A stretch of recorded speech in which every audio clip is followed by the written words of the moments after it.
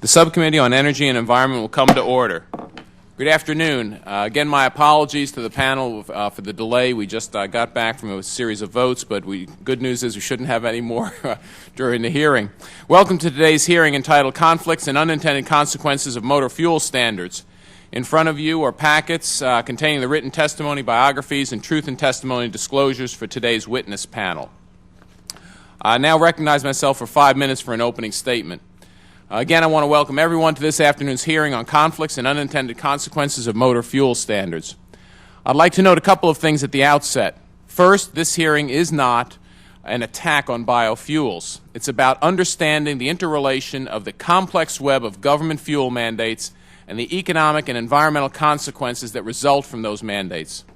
Second, many of the conflicts highlighted today emanate from a single policy passed by Congress back in 2007, a law expanding the renewable fuel standard to mandate consumption of 36 billion gallons of biofuels by the year 2022. Collectively, these issues make one essential principle abundantly clear. Whether through government handouts, as in the case of Solyndra, or through heavy-handed fuel mandates, as in the case of the RFS, the picking of energy winners and losers by government fiat is an exercise in futility destined to fail miserably. In the last 8 months, this committee has held numerous hearings illustrating EPA's penchant for pursuing outcome-based science. In all the program areas we have examined, the agency continuously fails to do its homework before rushing into a regulatory judgment. Furthermore, much of the science supported and used as the basis for new regulations is done behind a veil of secrecy, contravening this administration's promise of transparency. Consider just a few examples. EPA is undertaking a Tier 3 rulemaking later this year despite not having completed the statutorily required anti-backsliding analysis due in mid-2009. EPA granted a waiver to allow 15% ethanol in our fuel based on a single set of test results that are still not complete, and only made public the night before the waiver was granted, ignoring several other relevant test programs. And the Inspector General of EPA recently found that the administrator's endangerment finding on greenhouse gas emissions failed basic peer review requirements. EPA's upcoming Tier 3 rulemaking is a perfect case study in regulatory folly. The three major elements of EPA's approach are all being driven by the excesses of past regulatory decisions, including the RFS, not by any organic standard emanating from the Clean Air Act. First, there have been reports that the rule will include the first-ever particulate matter standards for vehicle tailpipes as the result of automakers increasingly shifting to direct fuel injection systems, itself a trend that is growing in order to comply with EPA's greenhouse gas emission standards.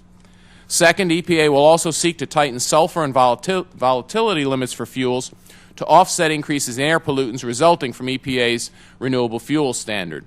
Finally, EPA is also proposing to change its gasoline test fuel from E0 to E15 in order to accommodate increasing amounts of ethanol in our fuel system.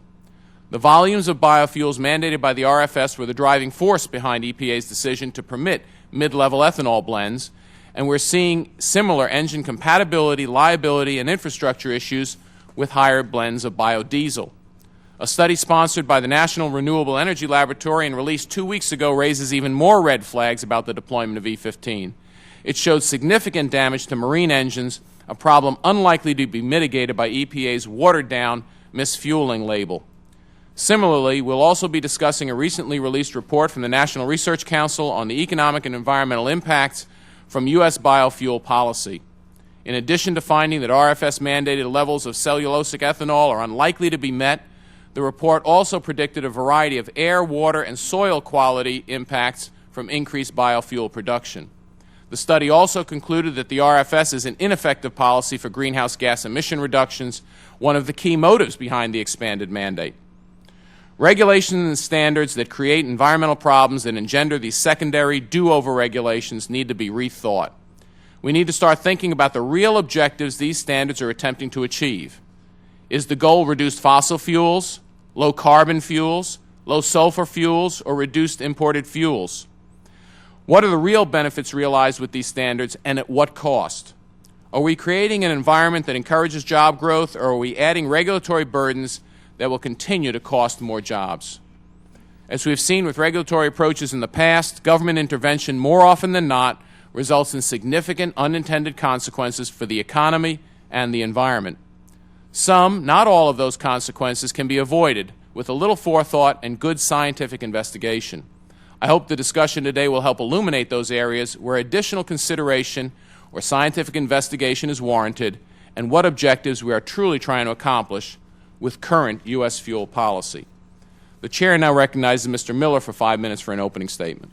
Thank you, Mr. Chairman. What are the origins of this hearing? It appears that the majority needed to cover a variety of topics to placate various industries critical of EPA and state environmental measures, including the Federal Renewable Fuel Standard, RFS2, the California Low Carbon Fuel Standard, tailpipe emission standards, Tier 3 motor and fuel standards, greenhouse gas emission standards for oil refiners.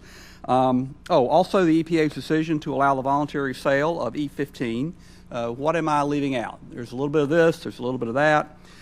So we have a 7-witness hearing on motor fuel standards. I am pleased that the EPA is here this time to testify.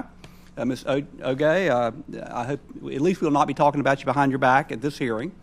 And most of the issues raised today are actually outside of our committee's jurisdiction, so the hearing is on the science behind the standards.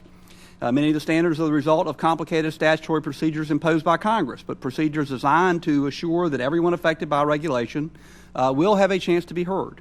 And actually, industry has insisted on those standards, so they would have an opportunity to be heard. And of all of those procedures, and of all the standards, all the standards we will discuss today are intended to protect the air we breathe, the water we drink, and to curb our dependence on foreign oil.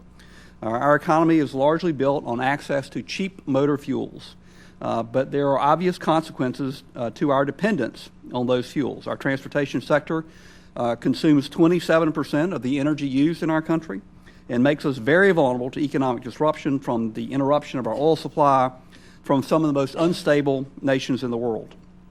And the use of motor fuels produces 1.8 million metric tons of greenhouse gases annually, polluting the environment with hazardous contaminants that can cause severe and chronic respiratory illnesses. The minority's one witness today, not counting Ms. Oge, will point out that regulations spur innovation. For example, the U.S. economy has grown by 64% since the enactment of the Clean Air Act, and the benefits of the Act are 40 times the cost of the regulation. The innovation has resulted from the innovation that has resulted from the Act's requirements has generated 65,000 American jobs. And other industries not invited to testify today support various regulations and have already invested greatly in the research and development to meet the standards of regulations. We will submit written statements for the record from some of those uninvited industries. Unfortunately, we will not hear today from a parent who's made a panic trip to an emergency room with a child suffering from an asthma attack. That should also be part of this hearing. I yield back the balance of my time. Thank you very much, Mr. Miller. If there are members who wish to submit additional opening statements, your statements will be added to the record at this point. At this time, I'd like to introduce our witness panel. Our first witness is Mr. Brendan Williams, Senior Director of Advocacy for the National Petrochemical and Refiners Association. Before joining NPRA, Mr. Williams spent over 7.5 years on Capitol Hill specializing in energy and environment policy. The next witness is Dr. Ingrid Burke, Director of the Haub School and Ruckelshaus Institute of Environment and Natural Resources at the University of Wyoming, and co-chair of the National Research Council Committee on Economic and Environmental Impacts of Increasing Biofuels Production. Dr. Burke has served as a member of several National Research Council committees to review national environmental research programs and policies. Next, we have Ms. Margo Oge, the Director of the Office of Transportation and Air Quality at the EPA, where she's worked since 1980. Our fourth witness is Dr. J. Kesan, Professor and H. Ross and Helen Workman Research Scholar and Program Leader of the Biofuel Law and Regulation Program at the Energy Biosciences Institute at the University of Illinois College of Law. His work focuses on patent law, intellectual property, entrepreneurship, internet law and regulation, digital government, agricultural biotechnology law, and biofuels regulation. Next witness is Mr. Bob Greco, the Group Director for Downstream and Industry Operations at the American Petroleum Institute. Prior to his 21-year career at API, Mr. Greco was an environmental engineer with EPA with expertise in automotive emission control technologies. Next we have Mr. David Hilbert, a thermodynamic development engineer from Mercury Marine. His main responsibilities include engine performance and emissions hardware development and base engine calibration mapping. He conducted the recently released National Renewable Energy Lab report on high ethanol fuel endurance. Our final witness is Mr. Jack Kutner, the Executive Vice President for Commercial and Public Affairs at GEVO Incorporated. Is that the way it's pronounced? GEVO. GEVO Incorporated. Prior to joining GEVO, he was Vice President of Commercial and Public Affairs at DuPont Danisco Cellulosic Ethanol, and he was Vice President of Business Development in Genencor, the Industrial Biotechnology Division of Danisco AS. Thank you all for appearing before the subcommittee today, and again, thank you for your patience while we were voting. As our witnesses should know, spoken testimony is limited to 5 minutes each, after which the members of the committee will have 5 minutes each to ask questions. I now recognize our first witness, Mr. Brendan Williams of the National Petrochemical and Refiners Association. Mr. Williams. Thank you, Mr. Chairman. Good afternoon. Chairman Harris, Ranking Member Miller, and members of the subcommittee. I'm Brendan Williams, Senior Director of Advocacy for NPRA, the National Petrochemical and Refiners Association. Thank you for giving me the opportunity to testify today. NPRA is a trade association representing high-tech American manufacturers of virtually the entire supply of gasoline, diesel fuel, jet fuel, other fuels, and home heating oil, along with petrochemicals used as building blocks for thousands of products. We favor sound and sensible environmental regulations. We're strongly committed to clean air and water. We have an outstanding record of compliance with regulations issued by the Environmental Protection Agency and other agencies. And we've invested hundreds of billions of dollars to dramatically reduce emissions. We've helped make America's air cleaner today than it's been in generations. Refiners have cut sulfur levels in gasoline and diesel fuel by about 90%, and we've reduced benzene in conventional gasoline by 45% in recent years. EPA data shows that total emissions of the 6 principal pollutants in the United States have dropped by 57% since 1980. Ozone levels have decreased by 30%. EPA data indicates there will be continued reductions in years ahead under existing regulations. Despite this great progress, we're concerned that EPA and other agencies have moved away from sensible regulation towards an environment characterized by overregulation. This makes unreasonable and often conflicting demands on our members to make changes in manufacturing processes that carry an extremely high cost and bring little or no environmental benefit. Overregulation raises energy costs for every consumer. It strengthens foreign competitors eager to replace American manufacturers and American workers. It weakens the U.S. economy, and it makes America more reliant on unstable parts of the world for vital fuels and petrochemicals. A Department of Energy report concluded that the burden of federal regulations was a significant factor in the closure of 66 refineries in the past 20 years. Just since 2008, the recession and refinery closures have led to 3,000 lost jobs at American refineries. A handful of refineries are also threatened with closure over the next year if they can't be sold. We've seen too many American manufacturing industries go overseas in recent decades, which have led to millions of lost jobs, and we don't want the same thing to happen if overregulation forces the U.S. refining industry to move overseas. American manufacturers of transportation fuel are being hit with a blizzard of regulations. Some of these involve what are called Tier 3 regulations to reduce sulfur in gasoline. Others deal with mandate under the Renewable Fuel Standard, involving ethanol and other biofuels, and others involve greenhouse gas regulations. These measures pose challenges individually. However, their impact is exacerbated because many individual regulatory demands are simply impossible to meet without coming into conflict with other regulations. One example deals with potential Tier 3 requirements in EPA's greenhouse gas standards. Additional sulfur controls for the fuel supply called for in Tier 3 will require more energy-intensive processes, which will actually increase greenhouse gas emissions at refineries. A similar example of conflicting regulations can be found in relation to the Renewable Fuel Standard. The National Research Council said increased ethanol required under the standard could increase ozone and particulate matter and other emissions. But the Renewable Fuel Standard also requires an amount of ethanol that cannot be realistically introduced into the fuel supply given current infrastructure and consumer demand. Such conflicts are costly and difficult to address. Unfortunately, the size, scope, and cumulative burden of current and impending regulatory activity is hurting the ability of refiners to preserve existing jobs and create new ones. Overregulation is also adversely impacting our ability to serve the American people with domestically produced, reliable transportation fuels. We believe America's national interest would best be served by a comprehensive and objective cost-benefit analysis of new and existing federal regulations. It's time for higher consumer costs, lost jobs, and damage to America's economic and national security to be considered as relevant factors in determining whether even more stringent regulations will do more harm than good. Thank you again for the opportunity to be here, and I'll be happy to take any questions at the appropriate time. Thank you, and I now recognize our second witness, Dr. Ingrid Burke from the University of Wyoming. Thank you. Good afternoon, Mr. Chairman and members of the committee. I served as the co-chair of the National Research Council committee that authored the report, Renewable Fuel Standard, Potential Economic and Environmental Effects of U.S. Biofuel Policy.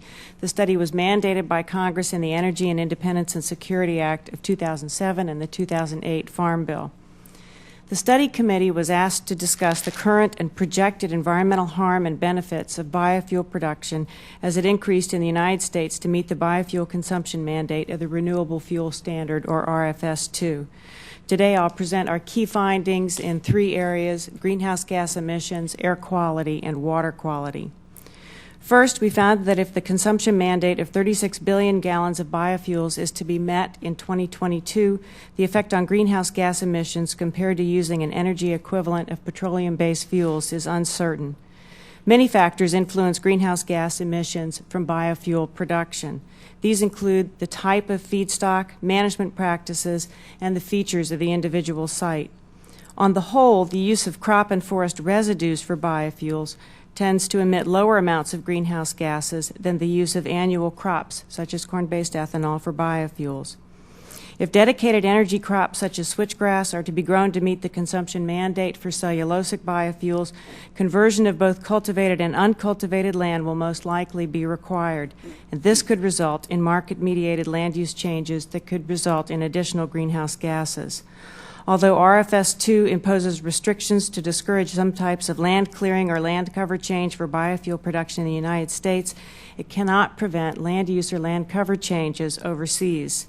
In summary, because net greenhouse gas emissions depend upon site-specific management decisions made given the market conditions and available technologies at any given time, the extent to which increasing biofuel production in the United States to meet RFS-2 consumption mandates will result in greenhouse gas emissions compared to using petroleum-based fuels is uncertain. Second, I'll speak to the report summary of the effects of RFS-2 on air quality. In general, gasoline and ethanol emit similar amounts of major pollutants such as particulate matter, nitrogen oxides, volatile organic compounds, and ammonia during vehicle use, that is, from vehicle evaporative and tailpipe emissions. However, the amounts of these air pollutants emitted during the fuel production are typically higher for corn grain or cellulosic ethanol than for petroleum-based fuels.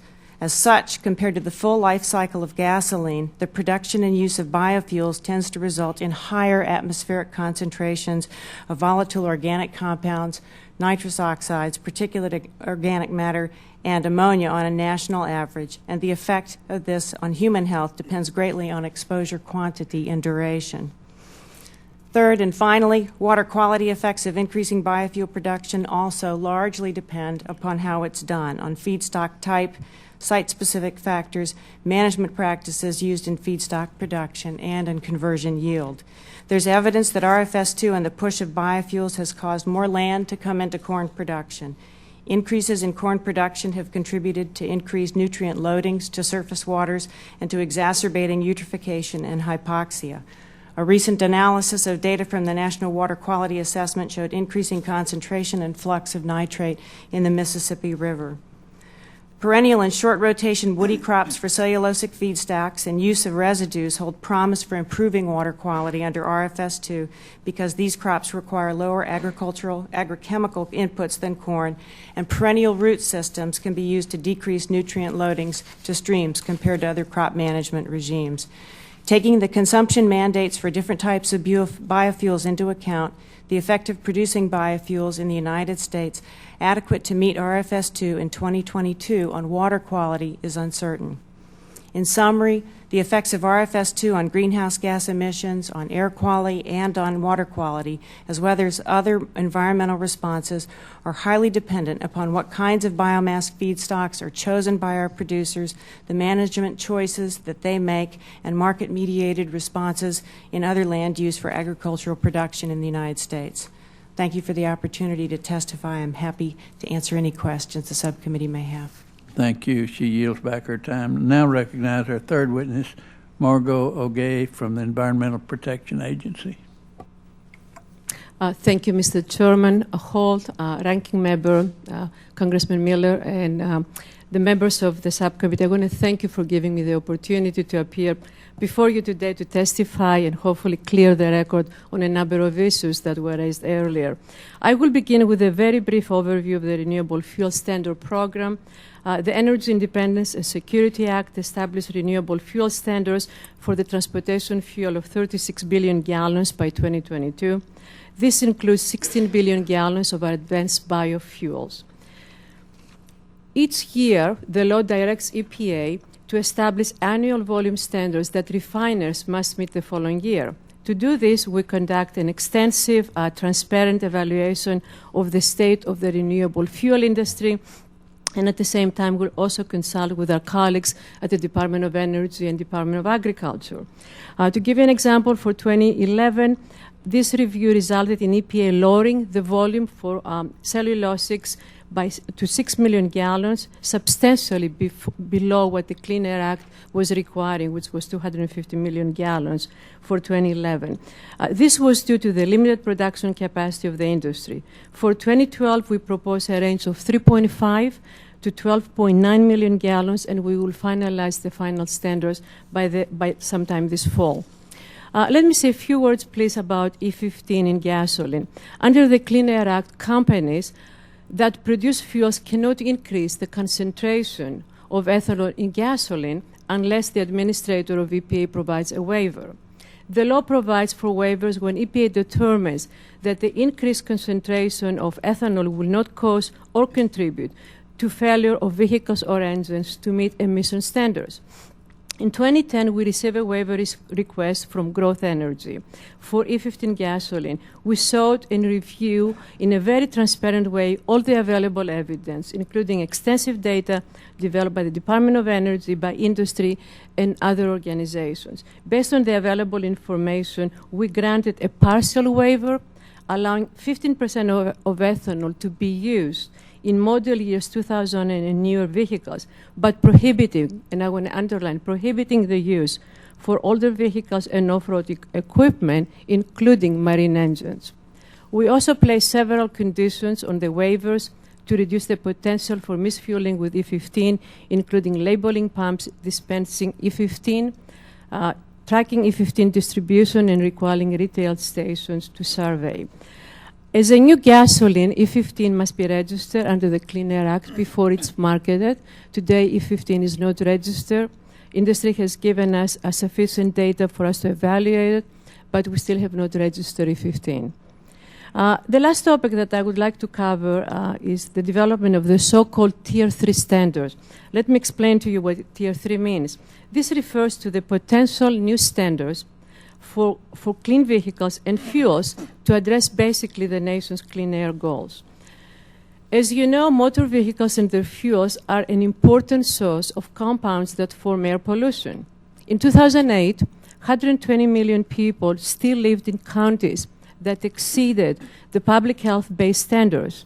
In many of these areas, motor vehicles contribute anywhere from 5% to 45% of specific pollutants. When EPA established the public health standard for ozone in 2008 under the previous administration, the regulatory impact analysis for these existing ozone standards included the so-called Tier 3 standards that we're talking about today, which is cleaner cars and cleaner fuel. And the reason for that was to help states and localities to meet the clean air goals of the existing ozone acts in a cost-effective way. Now, as we develop this proposal, we're considering vehicle and fuel as an integrated system. This will enable us to optimize fuel and vehicle changes, finding the lowest cost, technical feasible emission reductions. As lead in gasoline, we know that sulfur in gasoline degrades the performance of catalysts. And by doing that, they are reducing the ability of catalysts to address emissions. So lowering the sulfur in gasoline would make emission control technologies more effective, not just for new vehicles, but also for the existing fleet. And the end result will be cleaner air. Thank you for the opportunity to testify, and I'm looking forward to answer any questions that you may have. Thank you. The gentlelady yields back her time. And now recognize our fourth witness, Dr. J. Kisan from the University of Illinois College of Law, for 5 minutes.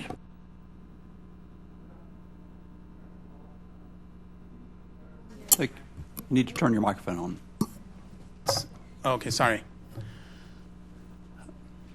Good afternoon, Chairman Hall. I'll also do that for any of the other witnesses, not just you.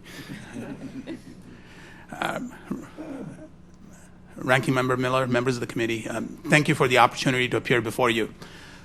My name is Jay Kesan. I'm a professor at the University of Illinois and program leader of the Biofuel Law and Regulation program at the Energy Bioscience Institute, which is a joint effort between the University of Illinois, the University of California, Berkeley, and the Lawrence Berkeley National Laboratory, and which has been funded by BP as a multi-year research commitment.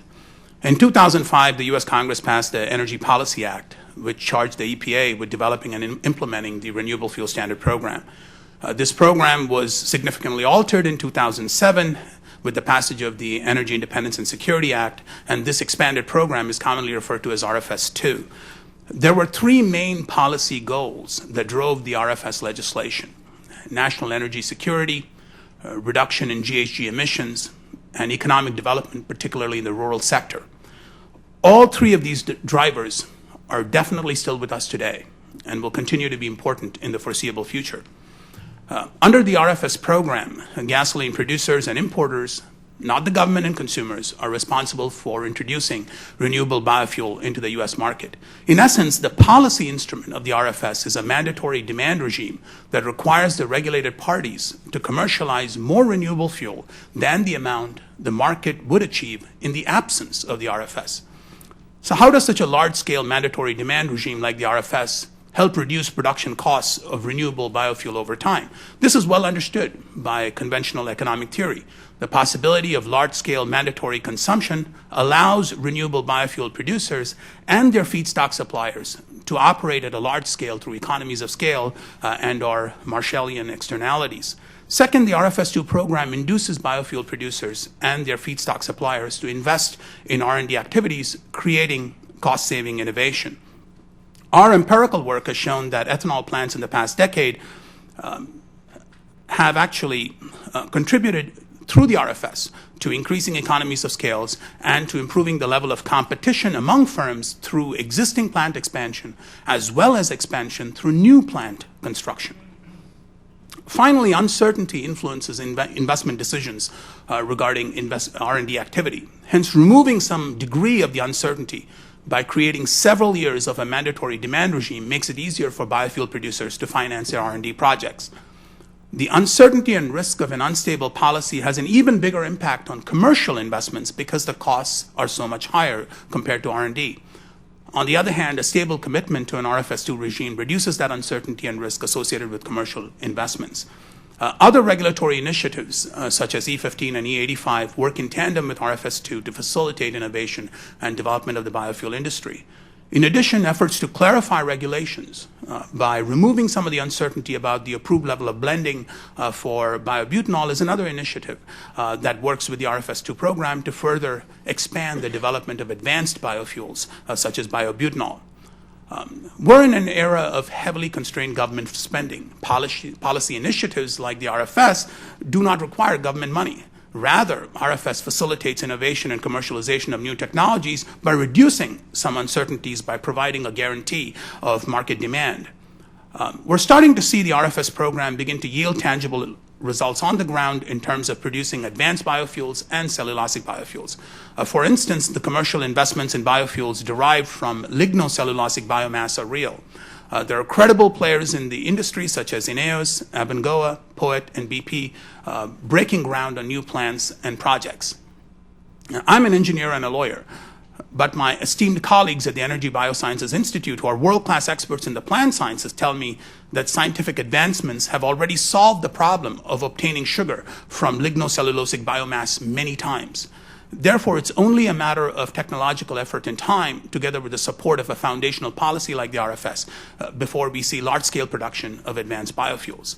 There is extensive research showing that learning by doing lowers the production cost of biofuels. This has been shown to be true for corn ethanol and sugarcane ethanol. The RFS is a cornerstone piece of legislation for the biofuel industry. The RFS mandates will accelerate the production of advanced biofuels and lead to more cumulative experience and promote the innovation needed to lower production costs in the future. We need a broad-based approach to energy policy in the U.S., and biofuels will play a significant role in our national energy portfolio. We need important policy mechanisms like the RFS to ensure that we have new energy options. A healthy market is one that has a broad set of biofuel producers and, more importantly, a diverse portfolio of renewable energy options. Thank you very much for your attention. I'm happy to answer any questions that the members of the committee may have. Thank you very, very much. I now recognize our fifth witness, Mr. Bob Greco of the American Petroleum Institute. Thank you. Good afternoon, Mr. Chairman, Ranking Member Miller, and other committee members. My name is Bob Greco, and I am the Downstream Group Director for the American Petroleum Institute, API. Thank you for the opportunity to testify on the conflicts and unintended consequences of motor fuels, particularly the Tier 3 requirements now being developed by EPA. API represents over 480 member companies involved in all aspects of the oil and natural gas industry, an industry that supplies most of America's energy, supports 9.2 million U.S. jobs and 7.5% of the U.S. economy, and has invested nearly $2 trillion in U.S. capital projects since 2000, including those spurring advances in nearly every form of alternative energy. The U.S. refining industry already operates in an extremely complex regulatory environment. U.S. refiners have invested $112 billion in environmental improvements between 1990 and 2008, significantly reducing emissions while producing cleaner fuels and improving energy efficiency. On top of these existing regulations, U.S. refiners are now facing a blizzard of significant and potentially very costly regulations that may take effect over the next few years. These regulations include more stringent Tier 3 standards, refinery controls, including greenhouse gas limitations, through the new NESHAP and NSPS requirements, the RFS implementation and the impending blend wall, refinery emissions controls to achieve more stringent air quality standards for ozone, particulate matter, and other pollutants, and new EPA requirements for boilers and incinerators. Today I will focus on the proposed Tier 3 standards being drafted by EPA. Under the Clean Air Act, EPA has already implemented stringent rules reducing the amount of sulfur allowed in gasoline and reducing vapor pressure. For example, the Tier 2 rules have reduced sulfur levels in gasoline by 90%, from an average of 300 parts per million before 2004 to an average of 30 parts per million today. EPA is now developing a Tier 3 rulemaking that would reduce sulfur levels to an average of 10 parts per million, nearly a 70% change from today's already low levels, while also reducing gasoline volatility and perhaps other properties. EPA expects to issue a proposed rule by the end of this year and a final rule in 2012. EPA should not issue a Tier 3 proposal without first justifying the impacts, costs, and benefits of further reducing sulfur and vapor pressure. EPA has not produced a scientific basis to justify these new regulations, and at this point, EPA has not released the data the agency claims to have already in hand. We have studied and believe that further sulfur and vapor pressure reductions would not produce benefits enough to justify the potentially onerous costs. These could include higher fuel manufacturing costs, refinery closures, lost jobs, increased emissions, and increased product imports. Researchers at Baker and O'Brien have studied the cost and impacts of several Tier 3 scenarios, which could require substantial reconfiguration of U.S. refineries. Their research shows that the refining industry could face upfront capital costs ranging from between $10 to $17 billion, with recurring annual costs in the range of $5 to $13 billion. As a result, they contend, gasoline manufacturing costs could rise by up to 25 cents a gallon. In addition, up to 14% of total gasoline production volume could be lost. This volume would suffer when sulfur is reduced and light end components are removed from gasoline. Finally, because the processes used to reduce sulfur content and vapor pressure are also energy intensive, they could increase refinery carbon dioxide emissions by up to 2.3%. EPA would thus needlessly put upward pressure on refineries to increase their CO2 emissions, while separately proposing requirements to reduce their CO2 emissions. Overall, this research estimates that up to 7 U.S. refineries could close, as they would be unable to make or recover the required investments to comply with the new requirements. This would be in addition to the 66 U.S. refineries that have already closed in the last 20 years. The U.S. Department of Energy has identified the cost of regulatory compliance as a part of the economic stress that caused the shutdowns. The regulatory burden of Tier 3 requirements could add to that stress. In conclusion, America's refining industry is a strategic and valuable asset that provides U.S. with secure supplies of fuel products and directly and indirectly employs nearly 500,000 Americans. It is already heavily regulated. Layering on new regulations is hard to understand when our economy is already not generating jobs and when the administration says it looks for ways to limit unnecessary or inefficient regulations. In the interest of more transparency in government and sounder regulations, we urge the agency to perform the needed studies and analysis and release all other pertinent information to stakeholders before going forward with the Tier 3 requirements. Thank you for your time today, and I look forward to your questions. Thank you very much. I now recognize our next witness, Mr. David Hilbert of Mercury Marine.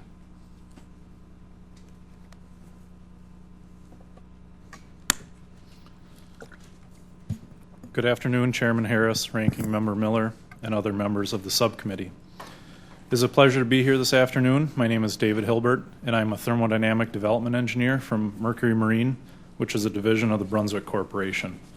I'm here today to testify on behalf of the NMMA. I was a technical leader of a test of E15 blend fuel in 3 different Mercury outboard engines. This was done under contract to the U.S. Department of Energy and coordinated by NREL. The test objective was to understand the effects of running a 15% ethanol blend on outboard marine engines during 300 hours of wide open throttle endurance.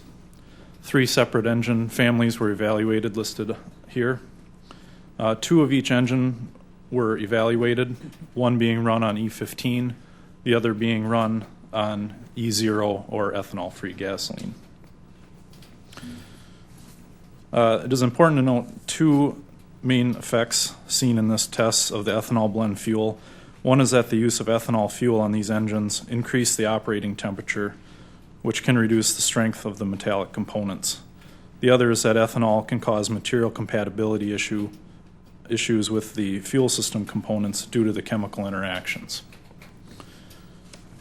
So this first slide shows photos of the components from our 9.9 horsepower test engine, with E0 components being on the left, E15 on the right.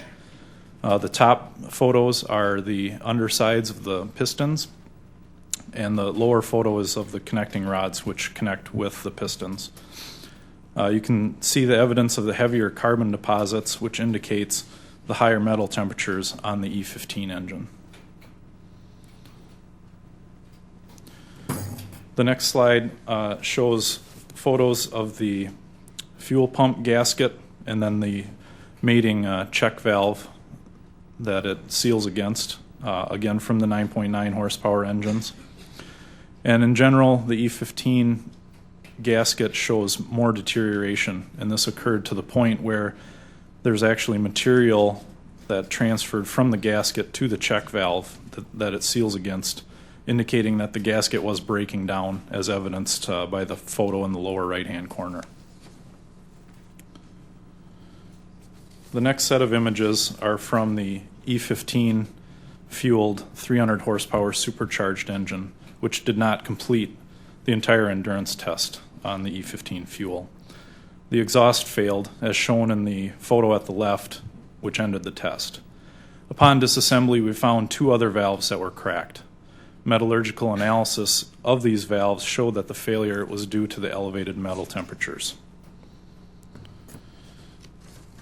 These photos show a comparison of the pistons and connecting rods from the 300 horsepower supercharged engines. And much like the 9.9 horsepower pistons and connecting rods, these components again show evidence of higher operating temperatures, as evidenced by the difference in the carbon deposits.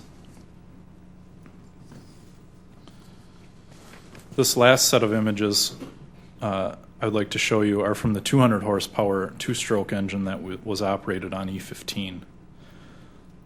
This engine on E15 fuel did not complete the entire endurance test. It failed a rod bearing, which destroyed the engine, the remnants of which are shown in the upper right-hand corner of the screen. The damage was so severe to this engine that the root cause of the failure could not be fully identified. But it should be noted that two-stroke engines of this architecture mix the fuel and the oil and use that mixture to distribute the oil throughout the rest of the engine. More testing is needed to understand how the ethanol affects this type of lubrication system, as it is not well understood at this time.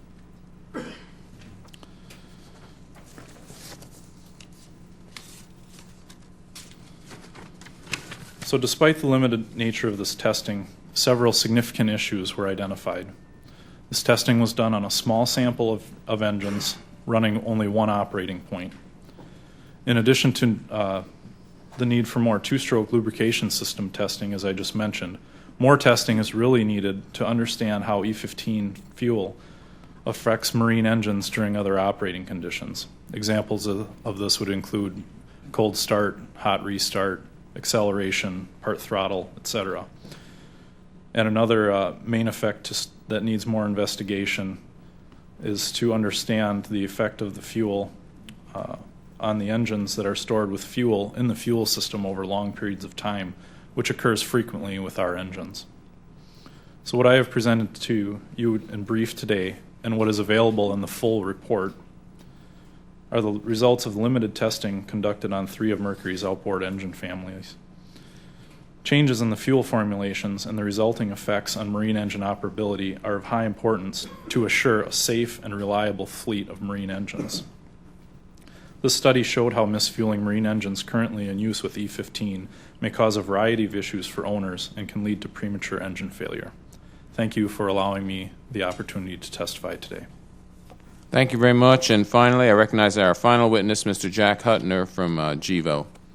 Thank you. Good afternoon, Mr. Chairman and Ranking Member Miller and members of the subcommittee. My name is Jack Kutner, Executive Vice President for Commercial and Public Affairs at GEVO, and I appreciate the opportunity to be here today.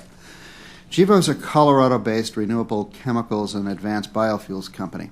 We're developing cost-competitive bio-based alternatives to petroleum and have 56 million gallons of production under development for 2012. We're a unique player in a number of ways that might add interesting insights for today's discussion. We do not fit neatly in either the biofuels or the refinery camps. We make isobutanol, which is a 4-carbon alcohol. We make it in ethanol plants that we retrofit with our technology.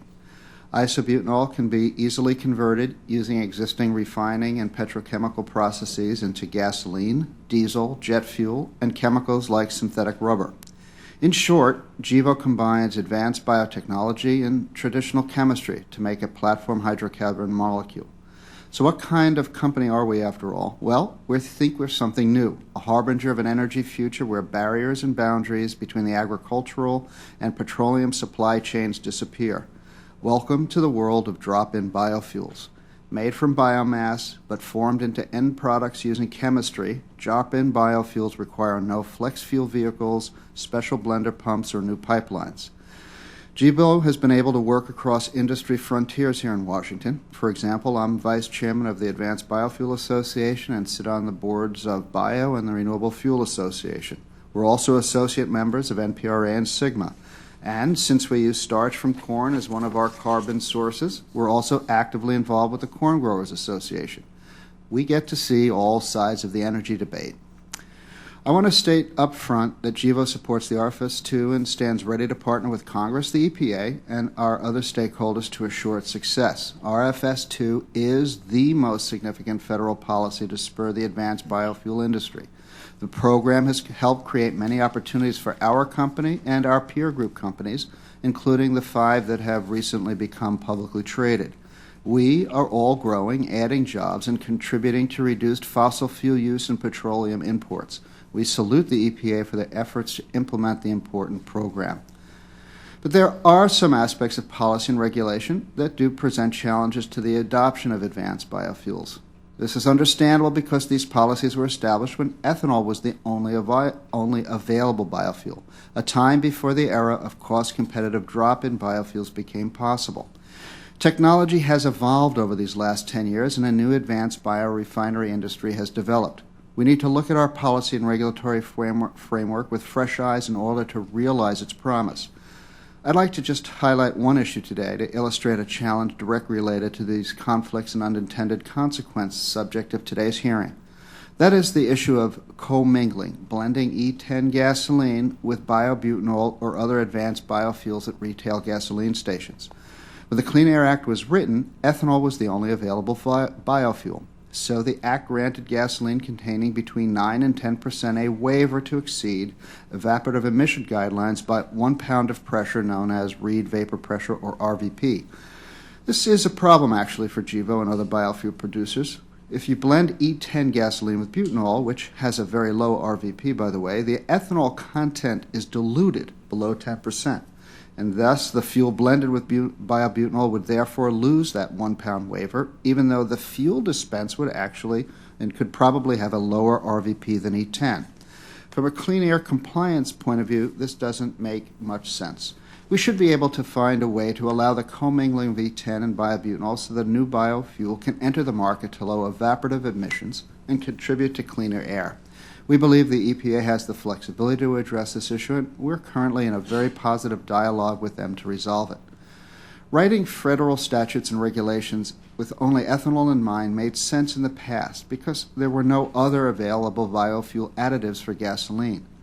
But that will be less and less true as time goes on. Many advanced biofuel manufacturers, including GEVO, are seeking to enter the nation's gasoline supply, and we all need a policy and a regulatory environment that's open to innovation and new technology and lets the market reward those advanced biofuels based on their energy content, their emissions profile, and their compatibility with all engines and existing infrastructure.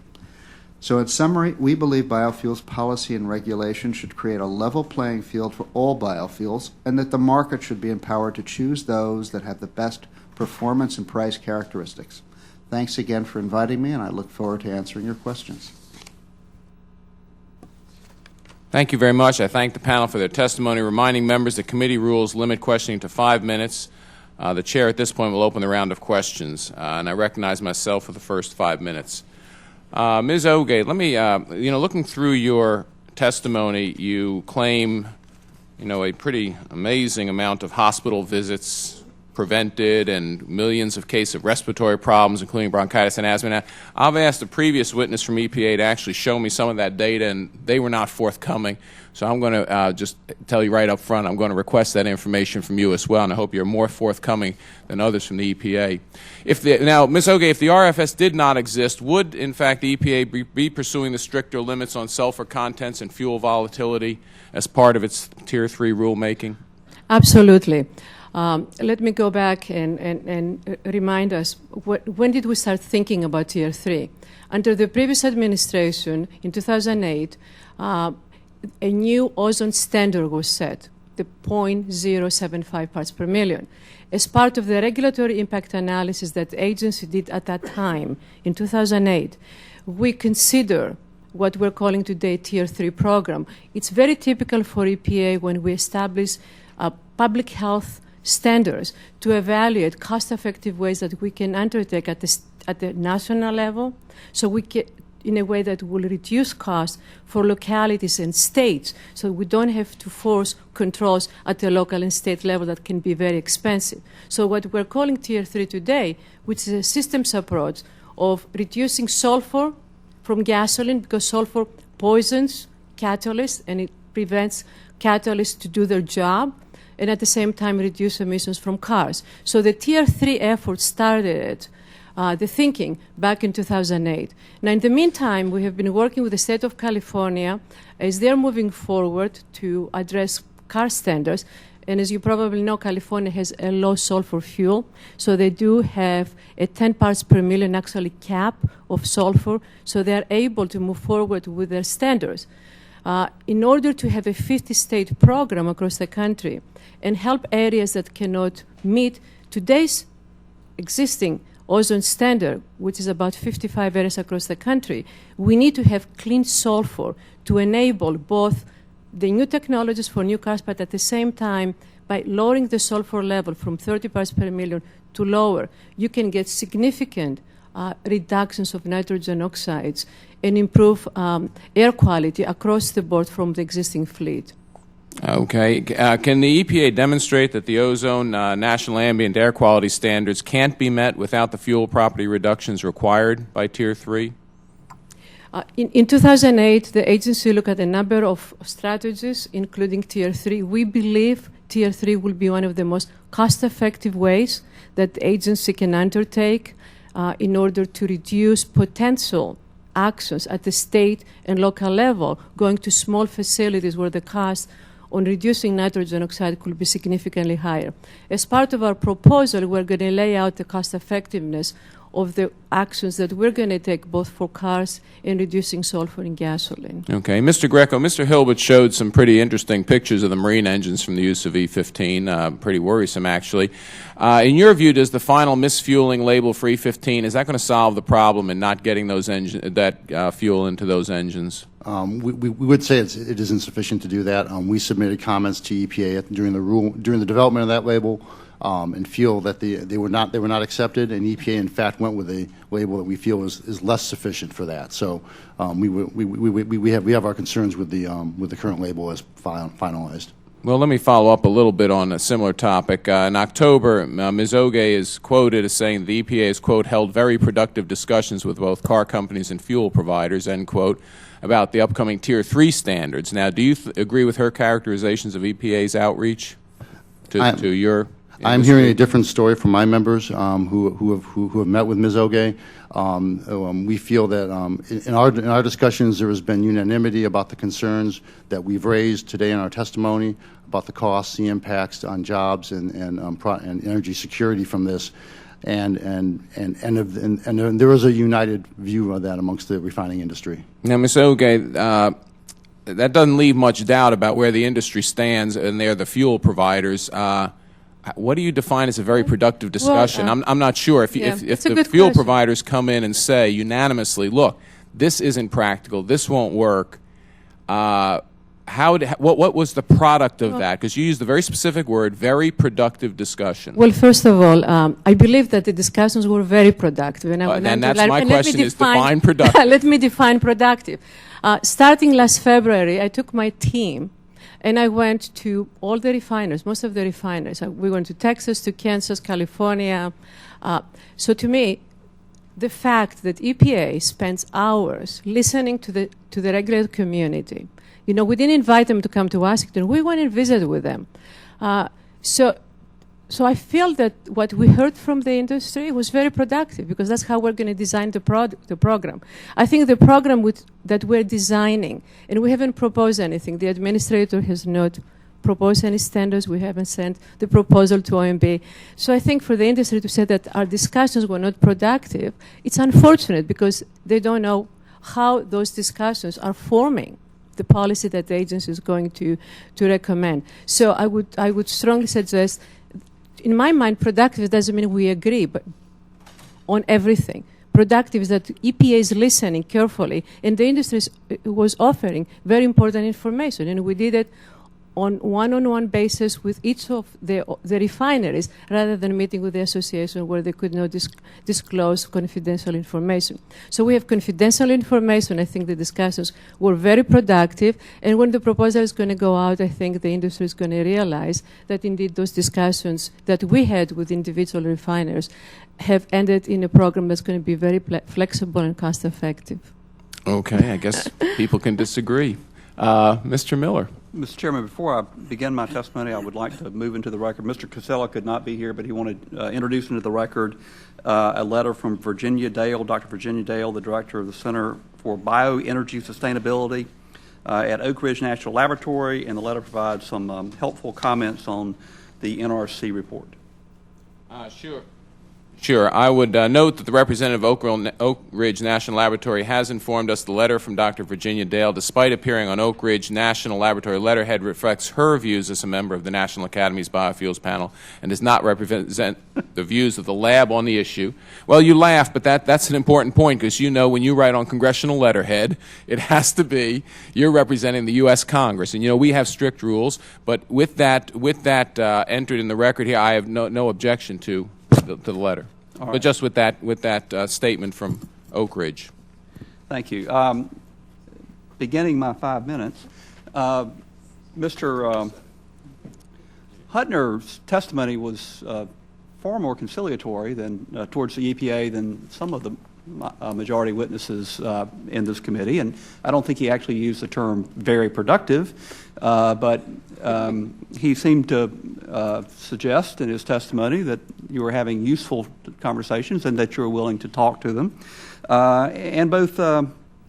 Hutner and Dr. Kisan mentioned a specific difficulty, regulatory difficulty in blending E10 with biobutanol or other advanced fuels, and I do understand that there are some regulatory obstacles to the introduction of biobutanol to the marketplace.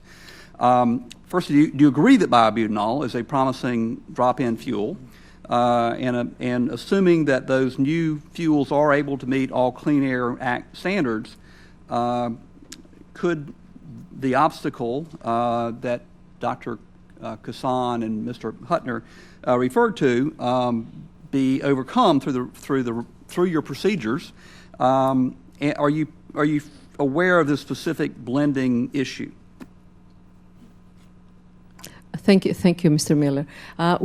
First of all, let me say that isobutanol, biobutanol, is probably one of the most promising fuels because what it is, it's a drop-in fuel. So actually, it becomes part of the refining product, so you don't have to blend it at the retail station. So there are a lot of issues currently with infrastructure and so forth that isobutanol doesn't have. So indeed, it's a very promising fuel. We're having productive discussions with the company and other companies. Very productive or just very I want to right. underline very productive. Right. And I think the issues that they have raised are very important issues because clearly when the Clean Air Act was drafted, there were different issues that Congress was intending at the time. So we're working very closely with the company, but also with our legal people to find pathways to allow this promising fuel in the marketplace. Okay. Dr. Kisan, I think that Mr. Hutner used the term flexibility. Since you're on the university faculty, I think you used the term regulatory innovation. But it seems to be the same concept. And that had happened in the past to meet clean air requirements to allow new fuels on the marketplace. How has that flexibility or regulatory innovation helped meet renewable fuel standards and other standards required by the Clean Air Act? I agree with Ms. Oge and with Mr. Hutner that this is a really good opportunity, and isobutanol has some significant potentials. What I suggest in the written article that you're referring to is that if you're concerned about a particular oxygenate percentage by weight as being something that you've approved in the past, if that's the underlying scientific concern that you've sort of cap it at a particular percentage, 2.7, 3.7, whatever it is, to the extent that you can actually blend an equivalent of butanol that results in the same oxygenate percentage by weight, for example, then clarifying that and clarifying precisely what kind of blending percentages you can sort of have would help a lot. It would help a lot because that's an area of uncertainty. And there have been, and as I outlined in the article you mentioned, there are sort of ways that you can do this, and the EPA has done that with various sort of substantially similar rulemaking in the context of methanol and other places. And so I do think there is an opportunity to capture the benefits offered by a fuel that might satisfy the advanced biofuel threshold of 50% GHG reductions, and which is an important objective in the RFS too. At the same time, meet all the concerns, environmental and otherwise. Mr. Hutner, this was your issue. Do you have anything to say about the flexibility or regulatory innovation of EPA in addressing this regulatory obstacle? No, thank you, and I appreciate the remarks of the other witnesses, and I would say that for a new and emerging company like Gevo, bringing innovation and new jobs to the economy, representing the advanced biofuel sector, which is a new sector trying to work its way with the petroleum and the existing ethanol industry. Engaging with the regulatory and policy makers early on in our activity is an important kind of value that we have as a company. Only in that way can we really assure that we can find our way into the market with all the big guys. So as a newcomer, one of those things that we do is try to go out early and meet with people. Okay. My time has expired. Thank you. The chair now recognizes the gentleman from California, Mr. McNerney. Thank you, Mr. Chairman. I wasn't sure whether you were going to call myself or my colleague from California first. So, Mr. Williams, in your testimony, you provided some achievements of the members of the NPRA in their commitment to clean air and clean water. Very commendable. You mentioned all have been outstanding, have an outstanding record of complying with the EPA, have provided hundreds of billions of dollars of investment to dramatically reduce the levels of sulfur in gasoline to 90% and diesel to 90% too. These are excellent achievements. Let me ask you two simple yes/no questions. Would your members have done this without federal regulation and enforcement?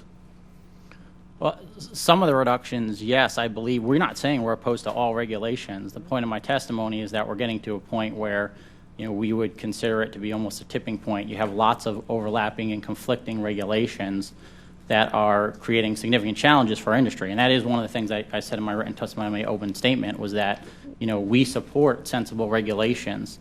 It's just a matter of measure, and it's a matter of whether or not these things actually can work together. Right. How many jobs were lost in that process? Well, they did have some costs. If you look, the chart in the back of my testimony isn't my chart, it's the Department of Energy. There were 66 refinery closures in the last 20 years because of some of those regulations. And those regulations obviously weren't the only factor. There were a lot of factors, but they were a significant factor according to DOE. I don't have specific job numbers on that, but again, the DOE chart those refineries were closed before 2004. Those refineries, some of them closed after 2004, and again, the chart lists, just since 2008, there have been about 3 refinery closures. There was an announcement recently that 2 companies, unfortunately, feel they're going to have to close 3 more refineries if they can't find a buyer over the next year.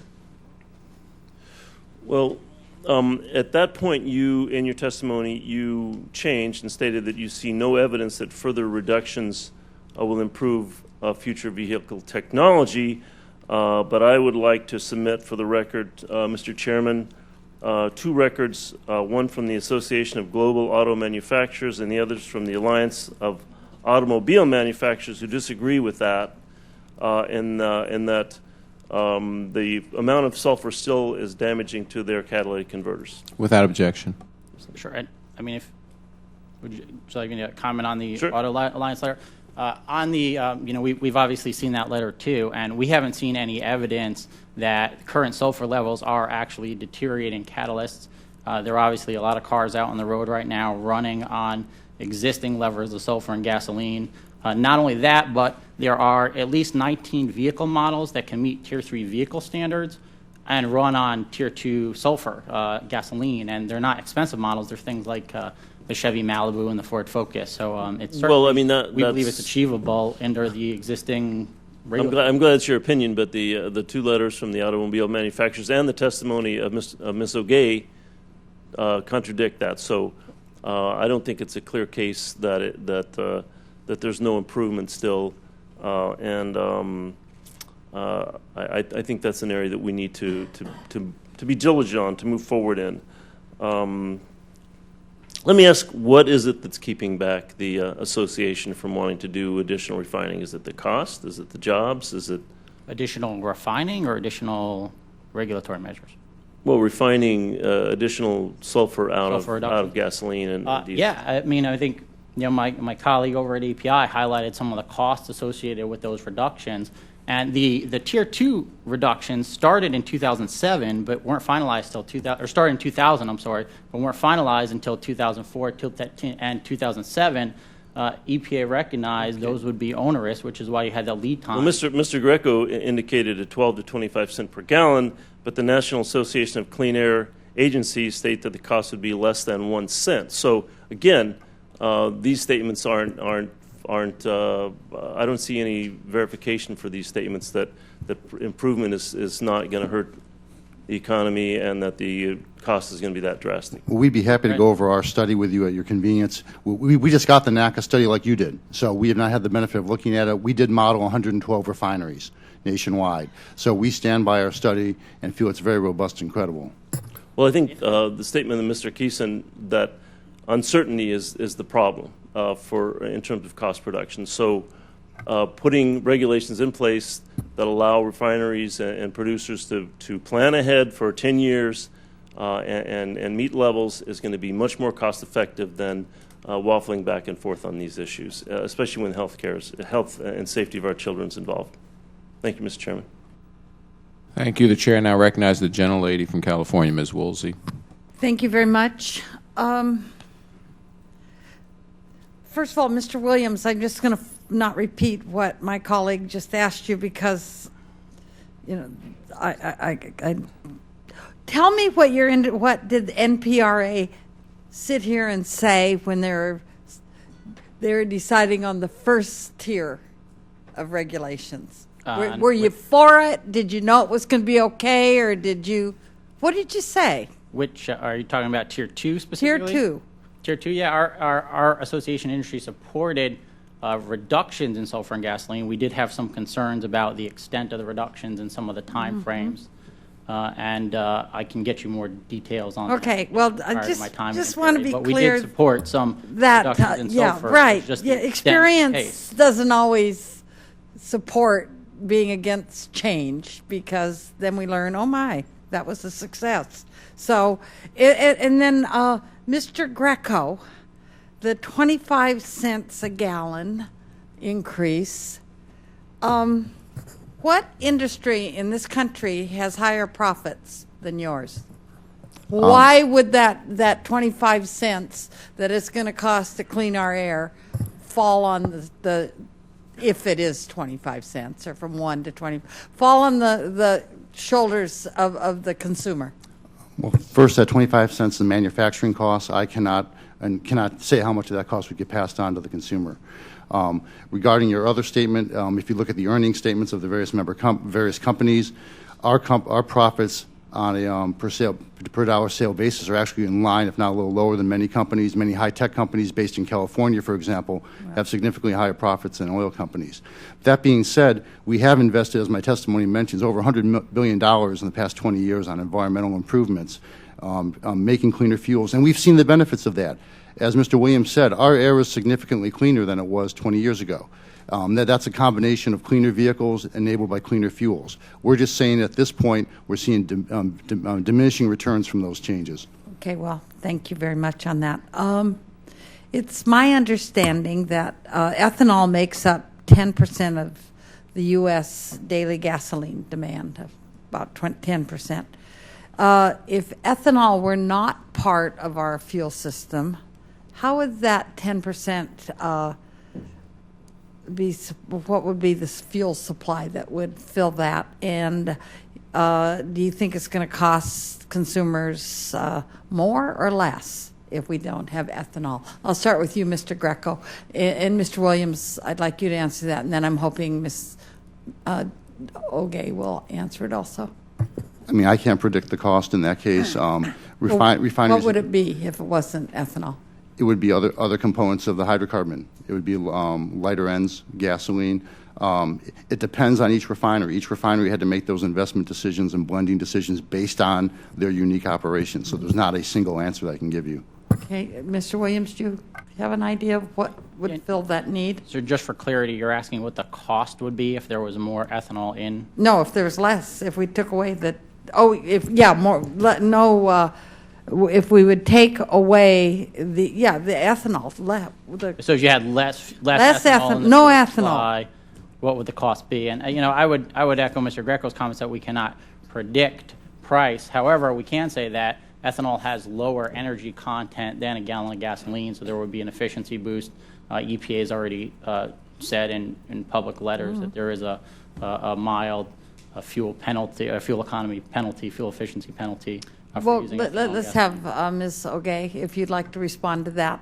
So We would not have 10% ethanol. I think you would have some ethanol because ethanol improves the octane of gasoline. So it's a very important property in gasoline. So you would have some ethanol, and then you will have other aromatics, other compounds that are gasoline-based compounds that currently having ethanol, for example, ethanol reduces the amount of benzene and aromatics. So you end up with somewhat less toxic substances in the gasoline makeup. May I speak a little bit about the price issue? Yes. The API study basically made certain assumptions of what EPA is going to do. EPA has not declared what we're going to do as part of Tier 3. Actually, our Tier 3 efforts are concentrating on reducing sulfur, less than 30 parts per million. So the NACA report is more close, the state report of what EPA is planning to do. The API study made a lot of assumptions of actions that EPA is going to take as part of Tier 3 that actually is not accurate. Thank you. Can I respond to that? My time is up. I'd be glad to have them respond. If Mr. Chairman, it's up to you. Sure, Mr. Greco. Thank you. We made the best assumptions we could at the time. It has been a shifting field with EPA as to what this target would be. We expect about a 60-day comment period. That's probably not sufficient time for us to do a full-blown study when we get the proposal, which is why we're asking for the study now. Let's see the data and then go to a rulemaking. Thank you. I now recognize the gentleman from New York, Mr. Tonko. Thank you, Mr. Chair. Mr. Williams, in your written testimony, you applaud your industry for its significant emissions reductions through compliance with Tier 2 standards, which were responsible for a 90% reduction in sulfur emissions. You also claim no further regulation of sulfur content is necessary. It is widely known that there is a harmful effect from sulfur emissions that is posed to public health.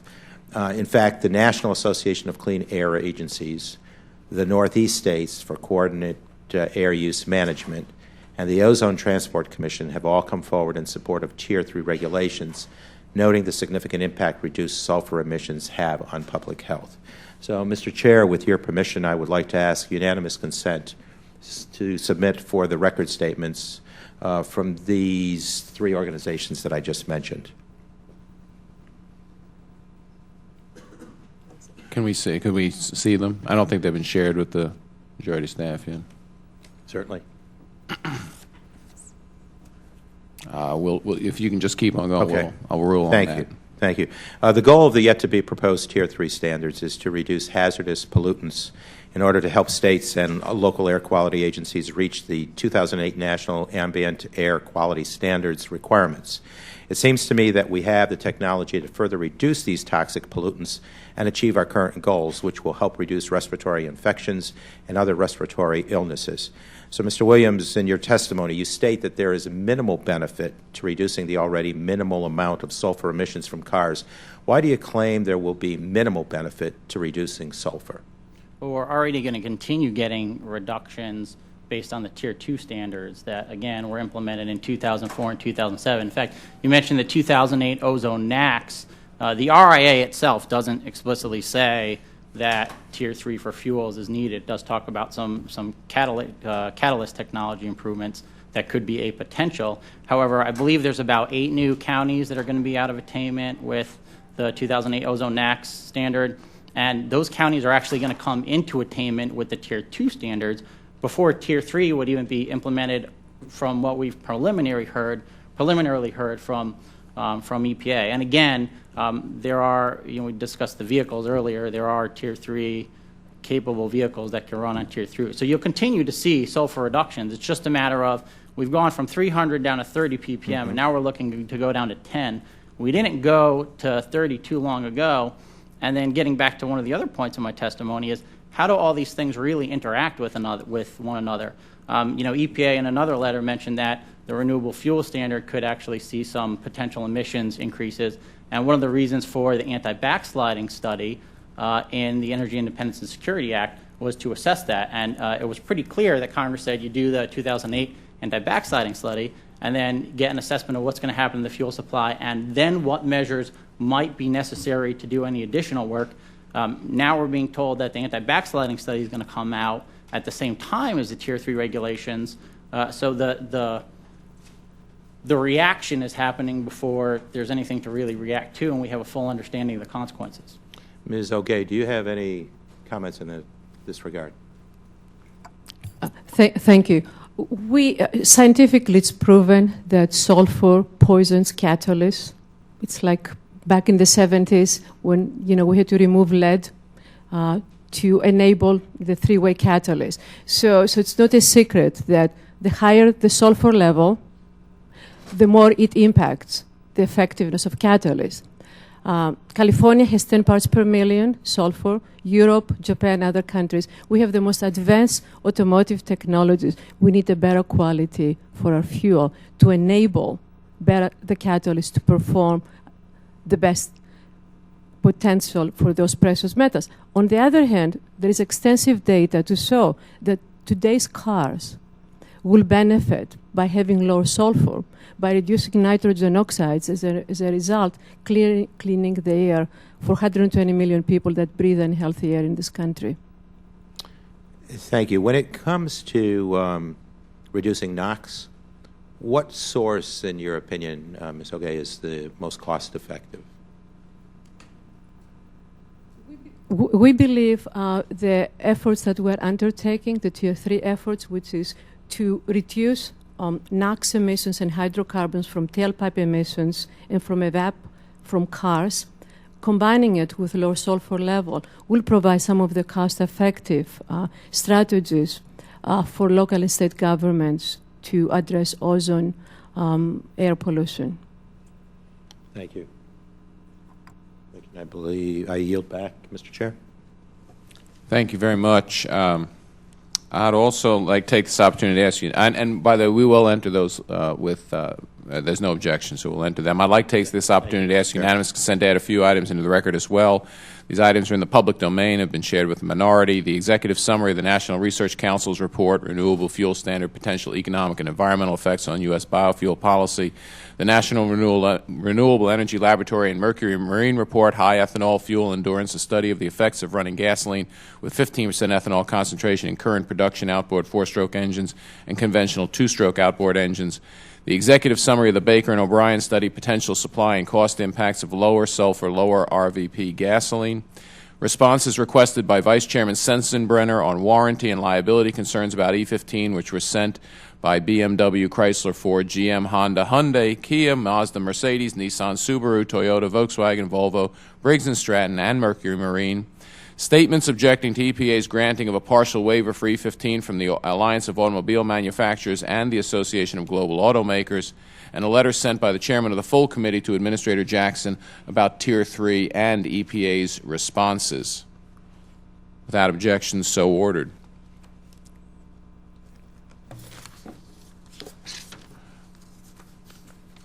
I thank the witnesses for their valuable testimony and the members for their questions. We're going to get out on time despite a late start. The members of the subcommittee may have additional questions for the witnesses, and we will ask you to respond to those in writing. Ms. Oge, I'm going to have to ask you specifically. The EPA has been particularly unforthcoming with answers. Other EPA witnesses. So I hope you break the mold on that. We'll ask you to respond to the questions in writing. The record will remain open for 2 weeks for additional comments from members. The witnesses are excused, and this hearing is adjourned.